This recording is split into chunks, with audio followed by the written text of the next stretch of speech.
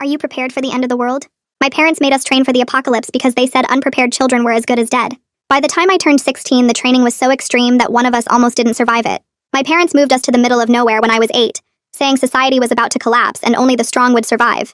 They homeschooled us with half regular subjects and half survival skills, and Dad quit his job to focus on family security full-time. At first, the training seemed almost fun, like extreme camping. We learned to build fires without matches, find water in the forest, identify edible plants. But then they started waking us up at random times for surprise drills. 3 in the morning, and suddenly the house would be full of smoke bombs while they screamed that we had 2 minutes to grab our bags and meet at the rally point. If you were too slow or forgot something important, you had to sleep outside without a tent as punishment. By the time I was 12, the training was way more intense. We had to run 5 miles every morning carrying 20-pound packs, even my 8-year-old sister Luna. If someone threw up or collapsed, we all had to start over. Dad would chase us through the woods playing the role of hostile survivors, and if he caught you, you had to do hundreds of push-ups until your arms gave out. Mom taught us hand-to-hand combat, but she didn't pull her punches with kids, and I lost a tooth when she demonstrated a defensive move too hard. The food situation was insane too because they said we needed to be ready for starvation conditions. We'd have normal meals for a week, then suddenly nothing but rice and beans for a month to toughen our systems. Sometimes they'd hide all the food and make us forage, competing against each other because only the fastest got to eat. My brother Gabe got so skinny his ribs showed, and Luna started hiding food in her room until Mom found it and made her eat rotten meat as punishment for hoarding. When I was 14, Dad announced that we weren't getting hard enough fast enough. He started something called Hell Week once a month where we had to survive in the woods with nothing but a knife. No shelter, no food, no water unless we found it ourselves. They'd drop us in different spots miles apart so we couldn't help each other. The first time, I drank bad water and got so sick I hallucinated. But when I crawled home, Dad just said disease resistance was crucial for survival. They made us fight each other with padding and headgear at first, but eventually Dad said real combat didn't come with protection. My older brother Caleb broke my nose during a training bout, and Mom said it herself without painkillers because she said medical supplies wouldn't exist after society collapsed. When Luna cried about having to fight her siblings, they made her stand guard duty all night in freezing rain because emotional weakness would get the whole family killed in the new world. The weapons training started with paintball guns that left welts the size of tennis balls. Then Dad decided paint wasn't realistic enough, and switched to rubber rounds that could break skin. He built an obstacle course with barbed wire you had to crawl under while he shot at you, saying real enemies wouldn't aim high. Caleb's back looked like hamburger meat from getting caught on the wire while trying to move fast enough to avoid getting hit. The summer I turned 16, they announced the final test. Each of us would be hunted through the woods for 24 hours by Dad and his survivalist buddies. If we got caught, we failed the family and would be sent to live with weak relatives in the city. But first, they said, we had to prove we could handle interrogation. They tied Caleb to a chair and Dad's friend put a cloth over his face, pouring water over it while demanding he give up our safe house location. Caleb passed out twice before they stopped. When it was Luna's turn, something in me snapped. She was only 12 and already had scars covering her body from years of this insane training. I couldn't watch them torture her too. I told them I'd take her place, do her interrogation, and her hunt. Dad laughed and said that kind of weakness would get us all killed, that Luna needed to learn just like everyone else. That night, they separated us into different rooms to prepare for tomorrow's hunt. I could hear Luna crying through the walls and Gabe throwing up from fear. They'd turned us into child soldiers for a war that wasn't even happening, breaking our bodies and minds for their paranoid fantasy. I tried to get to Luna, but my door was locked from the outside. In the morning, they lined us up and handed us each a single water bottle and compass. Dad's friends were already in the woods, armed with rubber rounds and worse. He explained the rules one more time. Survive 24 hours without getting caught or become dead to the family forever. As they pointed us toward the tree line, I saw one of the men loading what looked like real ammunition, not the rubber kind. Dad saw me notice and smiled. Time to find out if all that training paid off, he said, checking his watch. You have a 5-minute head start. Run. I grabbed Luna's hand the second Dad finished talking and we bolted into the trees together. My feet pounded against the pine needles as I yanked her hard to the left, away from the deep woods where we always trained. Gabe shot off straight ahead like we'd practiced 100 times. Caleb went right toward the ravine. But I pulled Luna in a completely different direction, toward where I remembered the old logging road cut through the forest about 2 miles west. She tried to tug her hand free and veer toward our usual hiding spot under the fallen oak tree. I kept my grip tight and shook my head, dragging her through the underbrush instead. The creek was just ahead and I crashed through the bushes until we hit the water. I pulled her downstream, letting the current wash away our footprints on the muddy bank. Luna's face was confused, but she trusted me enough to splash along without asking questions. My legs burned from the sprint, but I kept us moving fast through the shallow water. Behind us, I could hear Dad's whistle echoing through the trees, the signal that meant the hunters were spreading out. 20 minutes of running through the creek and my lungs felt like they were on fire. Then a sound cracked through the forest that made my blood freeze. Not the dull thump of rubber rounds hitting trees like we'd trained with for years. This was sharp and loud, the unmistakable crack of a real bullet.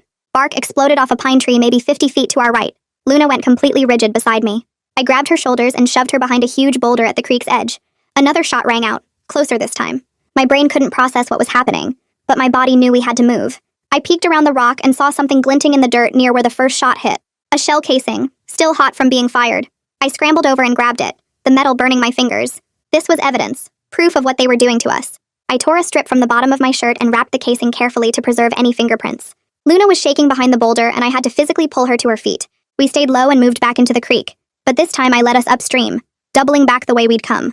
Every trick Dad had drilled into us about losing trackers, I used backwards now. I kicked rocks to make it look like we'd gone downstream. I broke branches pointing away from where we were actually heading. Luna started to understand when I whispered that we were getting help, not playing their sick game anymore. Her eyes went wide, but she nodded and helped me lay false trails. My foot caught on a submerged root and I went down hard, my big toe catching the edge of a sharp rock. Blood immediately started pouring from the gash. I bit down on my lip to keep from crying out. Luna started to offer me her water bottle, but I waved her off. We didn't know how long we'd be running and she needed to save it. I pulled off my sock, wrapped it tight around my toe and shoved my foot back in my shoe. The pain made me want to throw up, but I forced myself to keep moving. 2 hours had passed according to the sun's position when I finally remembered the logging road clearly from one of Dad's old maps. He'd made us memorize every trail and road in a 10-mile radius, never thinking I'd use that knowledge against him. I angled us northwest, staying in the trees but moving parallel to where the road should be. Behind us, I could hear the hunters spreading out in their search pattern.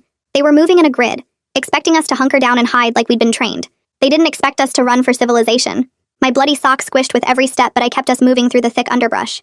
Finally, through the trees ahead, I saw the blessed sight of gravel road. We burst out of the tree line just as a beat-up pickup truck came around the bend. I didn't think, just threw myself into the middle of the road, waving my arms like crazy. The driver slammed on his brakes, staying in his cab when he saw us. 2 girls covered in dirt and blood probably looked insane. I ran to his window, which he only cracked open an inch. I begged him to call 911, words tumbling out about being hunted by our father and his friends with real guns.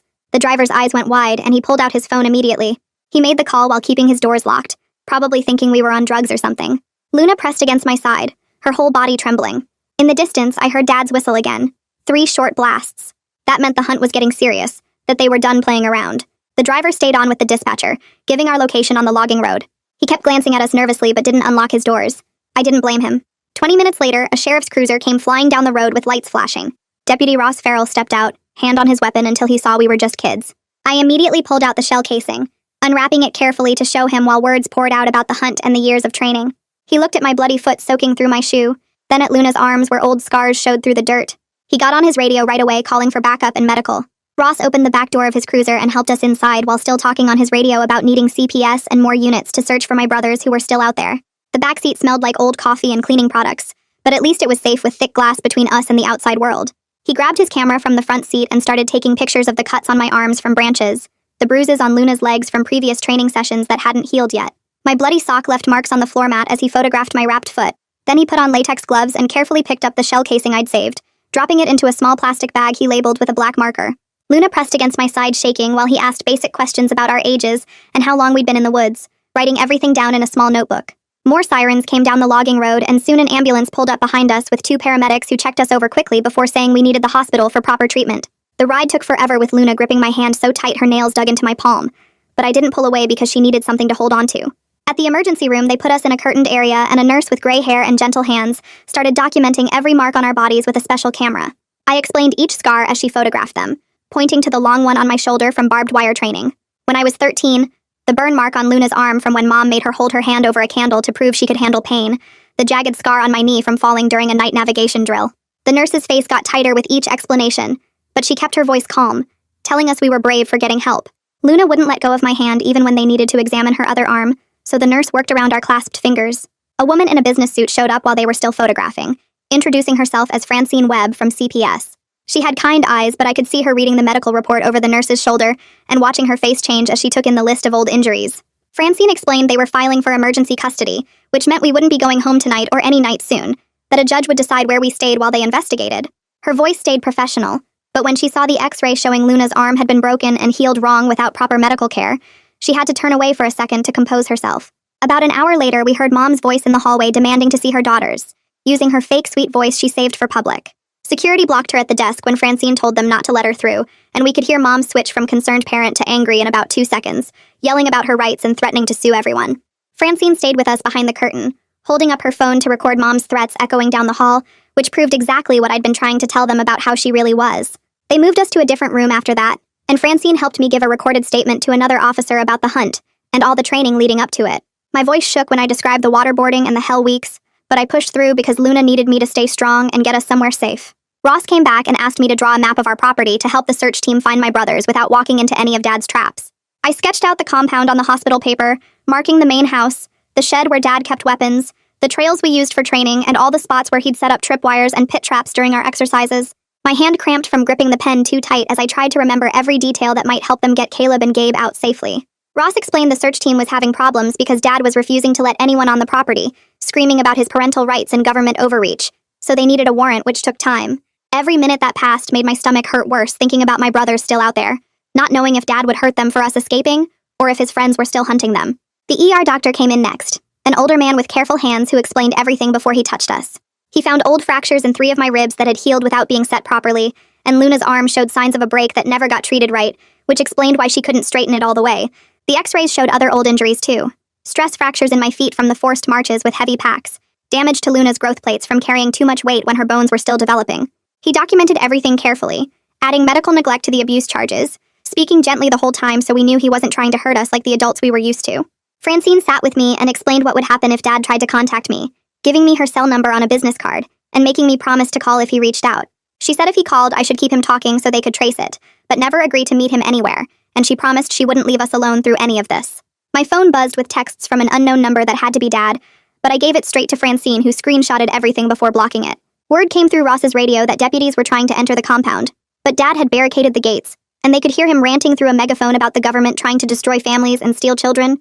They pulled back to avoid making things worse while my brothers were still inside, waiting for the special response team that knew how to handle armed suspects with hostages.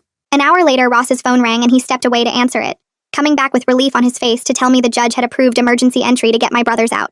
He promised they'd go in careful but fast, knowing every minute counted with Dad getting more unstable.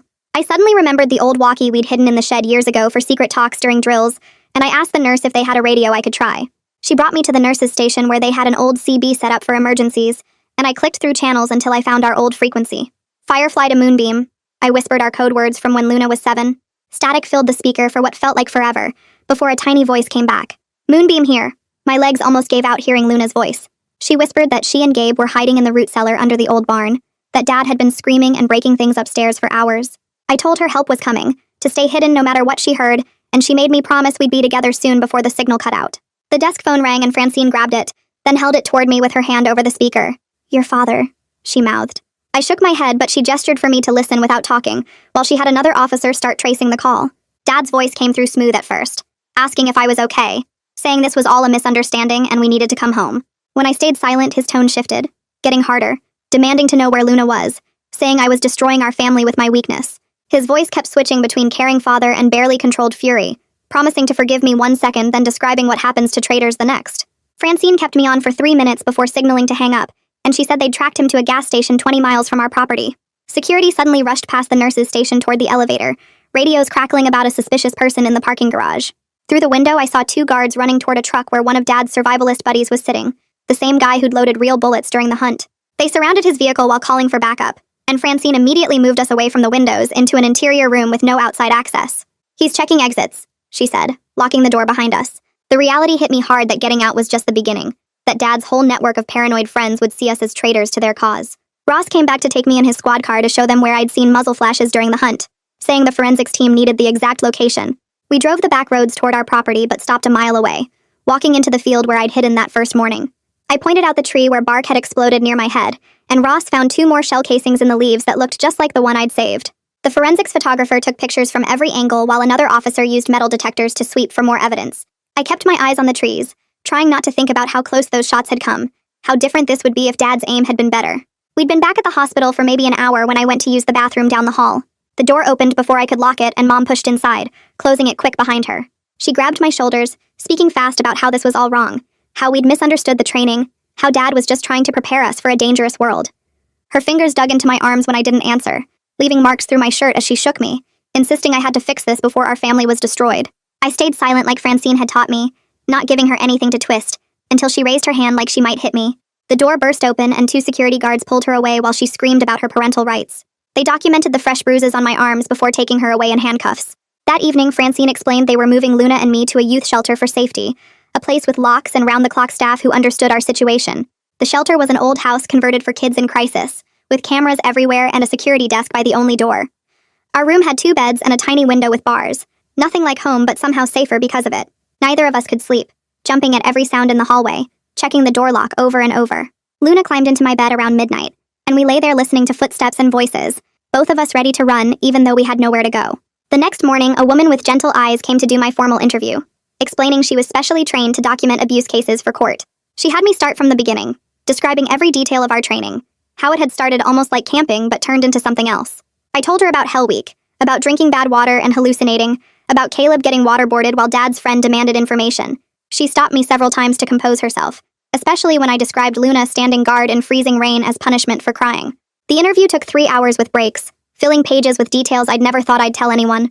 My phone buzzed with a text from an unknown number, and my heart dropped thinking it was Dad again, but it was Gabe using a phone he'd hidden months ago. Can't leave Luna alone in cellar. Dad getting worse. Hearing things breaking. Please hurry. My hands shook as I showed Francine the message. She immediately called Ross while I texted back that Luna was safe with me, that help was coming for him and Caleb, to hold on just a little longer. Ross arrived within minutes to go over the property layout one more time before the entry team went in.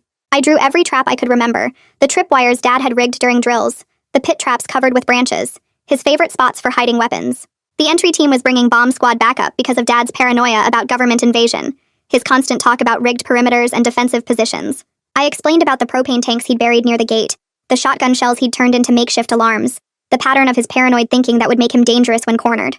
Ross radioed the team to move in while I watched the live feed from his dashboard screen, my hands gripping the seat as officers surrounded our property. The extraction team moved through the woods wearing body armor and carrying shields, checking for tripwires and avoiding the spots I'd marked on the map.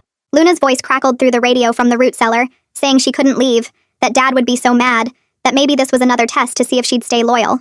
A female deputy knelt by the cellar door talking soft and steady while Luna cried that she didn't know what was real anymore. The deputy kept saying Luna was safe now, that her sister was waiting for her, that nobody would hurt her for leaving. It took 40 minutes of gentle coaxing before Luna finally climbed out, her face streaked with dirt and tears, clutching the old stuffed rabbit she'd hidden down there years ago.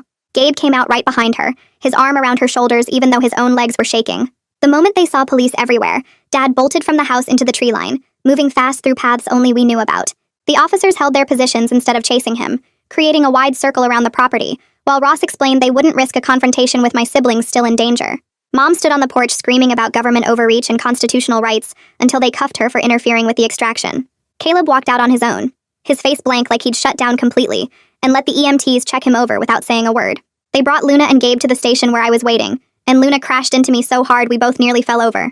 2 days later, we sat in a courtroom while a judge looked at photos of our scars and bruises, her face getting harder with each image. She played my recorded statement about the hunt and the live rounds, stopping twice to compose herself when my voice described Caleb getting waterboarded. The judge granted immediate emergency custody to CPS with 0 contact from our parents pending the criminal investigation. That night, Francine explained they had to split us between 2 foster homes because nowhere had 4 beds available on such short notice. Luna would stay with me at one house while Gabe and Caleb went to another 20 minutes away. Gabe's face crumpled when she said it, but I grabbed his hand and promised we'd see each other all the time, that this was just temporary until they found a place for all of us. The foster home was a regular house in a regular neighborhood, with a lady who'd done this for years, and knew not to ask too many questions yet. Luna and I shared a room with 2 twin beds, and a window that actually opened, no bars or locks or escape routes mapped out. She had nightmares every single night that first week, waking up ready to run, checking for her bug-out bag that wasn't there anymore. 5 days after we arrived, I sat in the guidance counselor's office at the local high school, staring at a course catalog full of classes I'd never heard of. She helped me pick basic stuff like English and math plus some electives, explaining how regular school worked with bells and periods and lunch breaks. Everything felt weird and loud and normal, kids everywhere talking about movies and dating and sports, like the world wasn't dangerous at all. My first therapy appointment happened the next week in a small office with soft chairs and tissues everywhere. The therapist started asking about the training, but I told her straight up I wasn't ready to dive into all that yet, that I needed to learn how to exist in the normal world first. She backed off immediately, and we spent the session talking about breathing exercises and grounding techniques for when my brain started scanning for threats that weren't there. Ross called me a few days later to warn that some online prepper forums were calling us liars and saying we were crisis actors hired by the government to make survivalists look bad. He told me to stay off social media completely, to focus on healing instead of reading conspiracy theories about our own lives. I deleted every app on the phone Francine had given me, and tried not to think about strangers discussing whether our scars were real. Ada Bennett Riddle met with me at the courthouse to explain the charges against our parents, laying out evidence folders full of medical reports and photos and witness statements. He said Dad was looking at serious time for child endangerment and assault with a deadly weapon, but warned the legal process would take months or maybe years. He was honest that Mom would probably get probation with mandated counseling since she hadn't directly hurt us as much, just enabled Dad and enforced his rules. The nightmares hit me hard every single night, waking up convinced I heard Dad's whistle or smelled smoke bombs in the house. My body wanted to run, but I forced myself to get up and put on regular clothes and catch the school bus like a normal kid. School became my anchor even when I spent every class period memorizing exits and watching for movement in my peripheral vision. 3 weeks in, Mom's lawyer delivered a letter she'd written from jail, mixing apologies with accusations that we'd misunderstood everything. She wrote that the training was about love and preparation, that we'd twisted it into something ugly, that someday we'd thank them for making us strong. I handed it straight to Francine without responding, because there was nothing to say to someone who still didn't understand what they'd done to us. 3 weeks later, they scheduled our first supervised visit with Mom at the County Family Services building, a plain room with toys nobody played with and a two-way mirror. Mom walked in wearing her best church dress and immediately tried to hug us, but the supervisor said no physical contact until trust was established. She sat down across from us and started crying about how much she missed us, how the house was so empty, how she was praying for our family every day. Her hands reached across the table like she wanted to hold ours, but when the supervisor looked at her clipboard, Mom pulled them back and folded them in her lap. She asked Luna about school and my sister just stared at the wall, so Mom turned to me and said she'd been talking to our pastor about family healing. While she talked about forgiveness and misunderstandings, her eyes locked on mine with that look I knew from training, the one that meant we were being tested and better not fail. Her fingers tapped the table in the pattern she used to signal danger during drills. 3 quick taps, then 2 slow ones. Luna started breathing fast and grabbed my hand under the table, squeezing so hard her nails dug into my palm. Mom kept talking about how she'd redecorated our rooms and saved all our things exactly where we left them, but her eyes stayed cold and flat while her mouth smiled. When the supervisor wrote something down, Mom immediately shifted to asking if we needed anything, if our foster family was treating us well, if we were eating enough. Luna's whole body started shaking and she whispered she needed the bathroom, so the supervisor called a break. In the hallway, Luna threw up in a trash can while I rubbed her back, and when we came back, the supervisor said we'd end early today. Mom protested that she'd barely gotten any time, but the supervisor was already standing up, saying something about adjustment periods. 2 days later, Francine called to say the supervisor had filed a report about concerning behavior patterns and recommended changes to the visitation schedule. She'd noticed Mom's coded signals and Luna's panic response, suggesting shorter visits with a specialist trained in manipulation tactics. The judge approved it within a week, cutting visits to 30 minutes twice a month with a different kind of supervisor who knew what to look for. Small victories felt huge when everything else was falling apart. Bennett called me the next morning about a problem with evidence from the hospital, saying some photos of our injuries had been misfiled and weren't in the chain of custody. The defense was trying to get them thrown out as inadmissible, claiming they couldn't verify when they were taken or by whom. I remembered the nurse who took them had a butterfly tattoo on her wrist and wore purple scrubs, details that helped them track her down. She confirmed taking the photos and signed an affidavit about the process, but it took 3 days of searching through hospital records to find the originals in the wrong patient file. They'd been filed under Luna's old nickname instead of her legal name, a simple mistake that almost wrecked a key piece of evidence. After that, Bennett started double-checking every single document, making me review anything I'd touched or signed. Ross called a few days later with an idea about the old house, asking if I'd hidden anything there that might help the case. I told him about an SD card I'd hidden in my bedroom vent after recording Dad's rants about the government and his plans for when society collapsed. He said he could get a warrant to search, but it would be better if I came to show them exactly where since the house had so many hiding spots from our training. The drive back felt wrong, passing familiar trees and that crooked mailbox, seeing our property with yellow tape across the driveway. 2 deputies went in first to make sure it was clear, then I walked through our front door for the first time since running into the woods. Everything looked the same but felt poisoned, like the walls remembered what happened here. My room still had blood on the floor from my foot injury, and the vent cover came off easily when I used the butter knife I'd hidden behind my dresser. The SD card was wrapped in plastic right where I'd left it, along with 2 others I'd forgotten about. Ross bagged them as evidence while I tried not to look at the family photos still hanging in the hallway. That night, my phone buzzed with a text from a number I didn't recognize, but I knew it was Dad from the first word. He wrote about remembering when I was 6 and we built that treehouse together, how proud he was when I hammered my first nail straight, how those were the good days before things got complicated. He said he knew I was confused and scared, but someday I'd understand he only wanted us strong enough to survive anything. He mentioned Mom crying herself to sleep and asked if I really wanted to destroy our family over some tough training that made us who we are. My hands shook as I screenshotted everything and forwarded it to Bennett without typing a single word back, though part of me wanted to ask him why he loaded real bullets if he loved us so much. School got easier after a month of practice, learning when to talk and when to stay quiet about my past. In history class, we were discussing different cultures, and the teacher asked about homeschooling experiences, looking right at me since everyone knew I was new. I said my parents focused on practical skills and outdoor education, that we learned a lot about nature and self-sufficiency, keeping it vague enough to sound normal. A few kids asked if we lived off-grid, and I said partially, that we had solar panels and grew our own food, steering away from the darker stuff. One girl said that sounded cool, like camping all the time, and I just nodded instead of explaining how wrong she was. Later at lunch, some kid made a joke about doomsday preppers hoarding toilet paper and building bunkers for the zombie apocalypse, and everyone laughed. I put down my sandwich and told him those weren't jokes to me, that my family took that stuff seriously, and he needed to stop. He looked surprised but mumbled sorry, and changed the subject to football or something. Bennett met with me after school to practice testimony, setting up a mock courtroom in his office with chairs arranged like a real trial. He played Dad's lawyer, asking if my parents ever hurt me on purpose, or if maybe I misunderstood strict discipline as abuse. He twisted my words, suggesting the training was just unusual parenting, that lots of families did sports or camping, that we were making it sound worse than it was. We practiced me staying calm, sticking to facts, not getting emotional when he implied I was exaggerating or lying. He warned me the real lawyer would be worse, would bring up any time I'd ever lied about anything, would try to make the jury think we were ungrateful kids who didn't appreciate parents who wanted us prepared for emergencies. That night, Luna came to my room crying, saying she needed to tell me something about the hunt. She'd seen Dad loading real bullets the night before but thought it was another test, that he was checking if we'd snitch or stay loyal to the family. She'd been too scared to tell anyone, thinking if she said something he'd know she failed the test and make the punishment worse. I held her while she sobbed about almost getting us killed by staying quiet, but I told her she was 12 and terrified and did the best she could.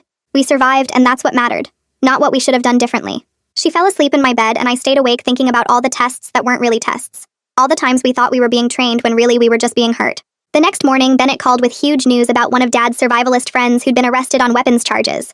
The guy wanted a plea deal and offered to testify about the hunt, confirming Dad told them to use live ammunition if any of us tried to leave the property line. He had text messages from Dad saying escapees needed to be stopped by any means necessary, that this was real training for real consequences. Bennett said this changed everything from child endangerment to attempted murder, that Dad was looking at 20 years minimum now. 3 weeks later, Bennett called saying they'd tracked Dad to a storage unit on the edge of town where he'd been hiding with some of his prepper buddies. The cops surrounded the place at dawn, and I watched the news footage later, seeing him walk out with his hands up. No big shootout or last stand like I'd imagined. He looked smaller somehow without his guns and his compound, just a middle-aged guy in dirty clothes who'd been sleeping on a cot next to boxes of MREs. They cuffed him and put him in the back of a squad car while his friends scattered, and part of me couldn't believe the man who'd terrorized us for years went down so easy. At the bail hearing 2 days later, the judge looked at the evidence photos and listened to Bennett describe the hunt with real bullets, then denied bail completely. She ordered all Dad's weapons surrendered and called him a clear danger to his children and society, using words like unconscionable and systematic torture that made Mom shift in her seat behind us. That night, I actually slept for more than 2 hours straight, not waking up every time a branch scraped the window or a car drove by. Luna slept through the whole night too, curled up next to me without crying out from nightmares even once. Bennett met with us the next week to explain that Mom had agreed to testify against Dad in exchange for reduced charges, which meant she'd only get probation instead of prison time. It felt weird watching her choose saving herself over standing by him, but I guess that's what she'd always done, just in different ways.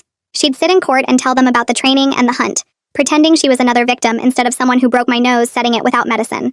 2 months passed with us split between foster homes before Francine finally found a placement that could take all 4 of us together. Jolene Peacock lived in a big old house near town with 5 bedrooms and a yard that wasn't surrounded by barbed wire or trip lines. She was in her 60s with gray hair and strong hands from years of fostering kids, and when she picked us up, she didn't try to hug us or act like everything would be fine now.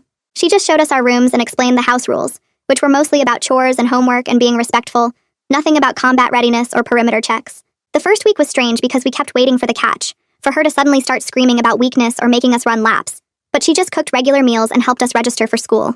We all started at the public school together even though we were at different grade levels, and the counselor helped us pick classes based on what we'd missed during years of survival training, instead of real education. Luna signed up for art club after seeing the paintings in the hallway, and her hands shook when she held the permission slip, but she turned it in anyway. Gabe joined the track team because he figured all those morning runs with packs should count for something, though he had to learn to run without checking behind him for Dad chasing us. I stuck to regular classes at first, too overwhelmed by the crowds and noise to think about activities, but watching my siblings try normal things made me proud and sad at the same time. In therapy, I'd been working on talking about the worst parts without shutting down, and one session I managed to describe my first hell week all the way through without dissociating. I told the therapist about drinking the bad water and getting so sick I saw things that weren't there, crawling through mud while burning up with fever, Dad finding me and making me get up anyway because enemies wouldn't care if I was sick. She said staying present through the whole memory was a breakthrough, but I just felt tired like I'd actually lived through it again. 3 months after his arrest, Dad took a plea deal for felony child endangerment and assault, getting 8 years in prison instead of the 20 he could have faced at trial. Bennett explained it was better than risking a jury trial where a good lawyer might get him less time, but there was no satisfaction in it for me, just this quiet relief that he couldn't reach us anymore. Mom got probation with mandated counseling and supervised visitation only if we wanted it, and the judge made it clear any violation would mean immediate prison time. Luna and Gabe didn't want to see her at all, but I went once just to look her in the eye as an equal, not a scared kid following orders. She tried to cry and apologize, but I just sat there watching her performance, knowing she was sorry she got caught, not sorry for what she did. After 6 months at Jolene's, she took me to get my learner's permit at the DMV, and I passed the written test on the first try, even though my hands were shaking. We practiced driving in empty parking lots on Sunday mornings, and having control over where I could go felt like the opposite of everything I'd known before. She was patient when I'd freeze up seeing woods beside the road, or when I'd check the mirrors too much looking for someone following us. Gabe's weight was finally normal by then, his ribs not showing anymore, and his face filling out from regular meals and no more food competitions. One night at dinner, he actually made a joke about Jolene's meatloaf being better than MRES, and we all laughed. Real laughs, not the nervous kind. And it felt like such a normal moment that I had to excuse myself to the bathroom to cry. When I came back from the bathroom, Luna was showing Jolene a flyer about her school's art night next week and asking if we could go. The idea of Luna performing in front of strangers made my stomach tight, but Jolene said of course we'd all be there to support her. Luna practiced her pottery presentation every night, moving her hands to show how she shaped the clay, while I sat on her bed listening to her explain glazing techniques she'd learned in class. The morning of art night, she threw up from nerves and almost backed out, but Gabe told her she was braver than any of us for putting her work out there. We got to the school early, and Luna immediately checked both exits in the cafeteria, then checked them again 5 minutes later, but she stayed instead of running like she wanted to. Her pottery pieces sat on a table with a little card showing her name and grade, 3 bowls and a vase she'd made from scratch, and when people stopped to look at them, she stood straighter even though her hands were shaking. She made it through her whole presentation about working with clay, only stumbling once when a door slammed somewhere, and afterward she actually smiled when her art teacher said she had real talent. 2 weeks later, we sat in the courthouse for Dad's sentencing hearing, Bennett having prepared me to read my victim impact statement even though my whole body wanted to run. The courtroom was smaller than I expected, just rows of benches and a judge's bench that seemed too high, and Dad sat at a table in an orange jumpsuit looking smaller than I remembered. When the judge called me forward, I walked to the podium with my typed pages, my hands steady even though my heart was pounding, and I looked right at Dad before I started reading. I told the court about childhood stolen by paranoia, about scars that would never fade, about siblings who still woke up screaming, about years we'd never get back. I talked about Luna's nightmares and Gabe's food hoarding and Caleb's panic attacks, and my own inability to trust that any safe place would stay safe. I didn't cry or shake, just read each word clear and strong, then folded my papers and walked back to my seat without looking at him again. The judge sentenced him to 8 years, and Mom got probation with mandatory counseling, and we left through a side door while Dad was led away in shackles. 3 weeks after that, we were having dinner at Jolene's, just a regular Tuesday with spaghetti and garlic bread, and Gabe was arguing with Luna about what movie to watch later, while I helped pass the salad bowl around the table. Everything about it was so normal, so ordinary, but that's what made it feel impossible. Like we were actors in someone else's life instead of kids who'd been hunted through the woods 6 months ago. Jolene asked about my homework and I mentioned having to walk a nature trail to identify plants for biology class, which would have been a joke before, but now felt like facing down a monster. The next day, I drove to the trail with my notebook and plant guide, parking in the public lot where other cars meant other people would be around, not like the isolation we'd known before. 10 minutes into the walk, a branch cracked loud behind me and my whole body froze, muscles ready to run or fight, but I made myself breathe slow and deep like the therapist taught me. I turned around slow to see just a jogger passing by, waving as he went, and I waved back even though my hand was still trembling from the adrenaline spike. I finished the trail and identified all 12 plants on my list, writing notes about each one while my body slowly remembered that not every forest wanted to hurt me. That evening, I sat at the kitchen table with my journal, the one Jolene bought me to help process everything, and I wrote about how strength used to mean never showing weakness, but now it meant asking for help when I needed it. I wrote about setting boundaries with Mom, about trusting Jolene even when my brain screamed danger, about choosing to believe that some people actually wanted to keep us safe without controlling us. I wrote about the girl who ran from the hunt becoming someone who could walk public trails and sit in classrooms and make friends who didn't know anything about survival training. Later that week during movie night, Luna fell asleep on the couch halfway through, her head on my shoulder, and Gabe was sprawled on the floor with his mouth open, finally relaxed enough to sleep in the open instead of barricaded in his room. I covered them both with blankets, amazed at their peaceful faces with no tension lines, no jumping at sounds, just 2 kids who felt safe enough to let their guard down completely. Jolene was reading in her chair, glancing up occasionally to smile at us, and our homework was spread across the kitchen table like any normal house with normal kids living normal lives. Before bed, I set the house alarm like I did every night, not from paranoia about attackers in the woods, but just regular caution like Jolene taught me, checking the locks once instead of 5 times like I used to. Looking back at my siblings sleeping safely, at Jolene turning pages in her book, at the dishes in the sink from our regular dinner, I understood that we weren't just surviving day to day anymore. We were actually living real lives with art shows and movie nights and homework, and all the boring, beautiful things we'd never been allowed to have before. Well, that's the thrilling conclusion you didn't know you needed. If you've stuck around this long, I don't know whether to respect you or worry. Either way, you're in too deep now. Might as well subscribe and embrace it.